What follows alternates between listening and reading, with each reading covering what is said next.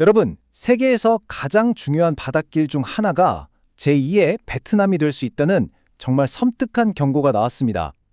오늘은 바로 이 호르무즈 해협에서 벌어질 수도 있는 아주 위험한 분쟁 시나리오에 대해 한번 깊이 들어가 보려고 합니다. 베트남 시나리오가 반복될 수 있다.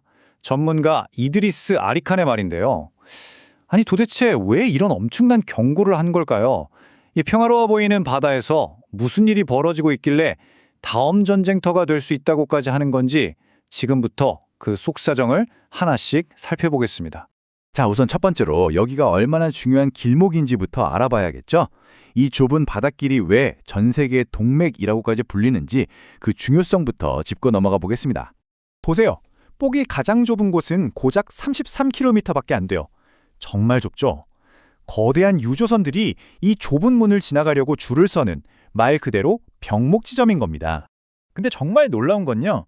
전 세계 에너지의 무려 20%, 그러니까 5분의 1이 바로 여기, 이 좁은 해협을 지나간다는 사실입니다. 그러니 만약 이곳이 막힌다? 그럼 전 세계 경제가 휘청거릴 수밖에 없는 거죠.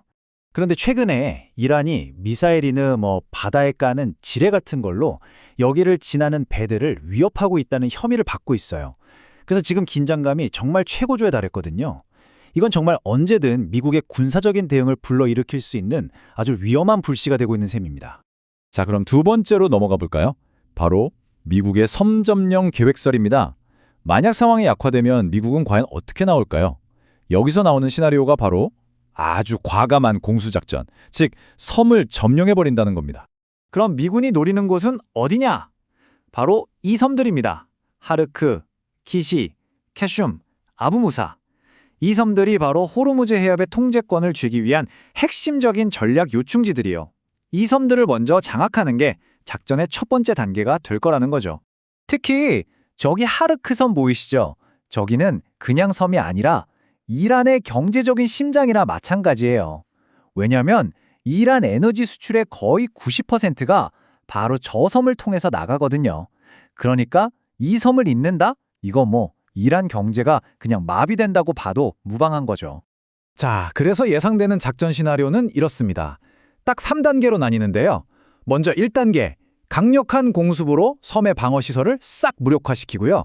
2단계, 곧바로 최정예 공수부대가 투입돼서 순식간에 섬을 장악하는 겁니다. 그리고 마지막 3단계, 해역의 항로를 완전히 안전하게 확보한다. 정말 번개 같은 전격적인 작전이죠. 자, 세 번째 주제로 넘어가 보겠습니다. 본토의 미사일 위협. 그런데 말이죠. 이 완벽해 보이는 계획에 아주 치명적인 허점이 하나 있습니다. 그게 뭐냐? 바로 섬을 점령하고 난 그 다음부터 시작돼 진짜 위협. 바로 이란 본토에서 날아올 미사일입니다.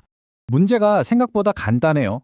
미군이 섬을 점령하는 데 성공했다고 칩시다. 그런데 그 순간부터 미군은 사방이 뻥 뚫린 섬에 고립된 그냥 움직이는 표적이 되어버리는 거예요. 왜냐? 저 넓디 넓은 이란 본토에서 계속해서 미사일을 쏘아야 될 텐데 그걸 다 막아낼 방법이 사실상 마땅치 않다는 거죠. 전문가의 지적도 바로 이겁니다. 아주 날카롭죠. 이란 본토에서 미사일 공격을 해오면 이 섬들을 지키는 건 정말 어려울 거다. 결국 무슨 말이냐면 뺏는 건 어떻게든 할 수 있어도 이걸 지키고 유지하는 건 거의 불가능에 가깝다는 얘기예요.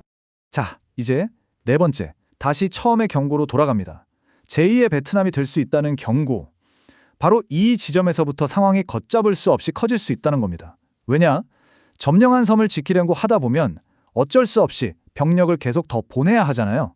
바로 이게 우리가 맨 처음에 얘기했던 그 베트남 시나리오의 시작점이 되는 겁니다. 왜 베트남 시나리오라고 하냐면요. 바로 이런 패턴 때문입니다. 처음에는 소규모 군사 고문단이나 병력 파견 같은 작은 군사 개입으로 시작했죠. 근데 이게 점점 커져서 수십만 대군이 투입되는 대규모 전쟁으로 번졌잖아요. 결국엔 수십 년 동안 수많은 희생자만 낳고 목표 달성도 못한 채 끝나버렸죠. 이런 승리 없는 전쟁의 늪에 또다시 빠져들 수 있다는 그런 무서운 경고인 겁니다. 그리고 다섯 번째는 이게 단순히 두 나라만의 문제로 끝나지 않을 거라는 점입니다. 지역전쟁으로 번질 위협이죠. 이 불길이 한번 붙으면 호르무즈 해협 안에서만 타오르는 게 아니라 순식간에 중동 전체를 집어삼킬 수도 있다는 겁니다. 생각해보세요. 만약 이란 본토가 직접 공격받는다? 그럼 당장 이라크나 바레인, 쿠웨이트 같은 곳에 있는 미군 기지들이 보복 공격의 1순위 목표가 될 겁니다. 그렇게 되면 분쟁은 걷잡을 수 없이 커지고 주변 나라들까지 이 전쟁의 소용돌이에 휘말려 들어가는 정말 최악의 상황이 벌어질 수 있다는 거죠. 자, 이제 마지막입니다. 이길 수 없는 시나리오인가?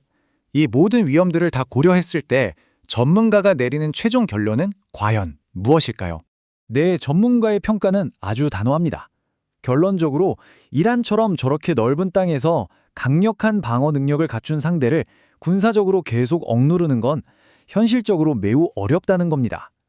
거기에 걷잡을 수 없는 확전 가능성까지 생각하면 미국이 이 전쟁에서 장기적인 승리를 거둔다는 건 거의 불가능에 가깝다고 보는 거죠. 오늘 이 분석을 보면서 이런 질문을 던지게 됩니다. 세계 경제의 동맥을 지키기 위한 결정적인 한 수라고 생각했던 것이 어쩌면 예측 불가능한 재앙을 불러오는 최악의 한 수가 될 수도 있는 건 아닐까요? 성공과 재앙, 그 아슬아슬한 경계선 위에서 우리는 무엇을 선택해야 할지 다시 한번 깊이 생각해 보게 되네요.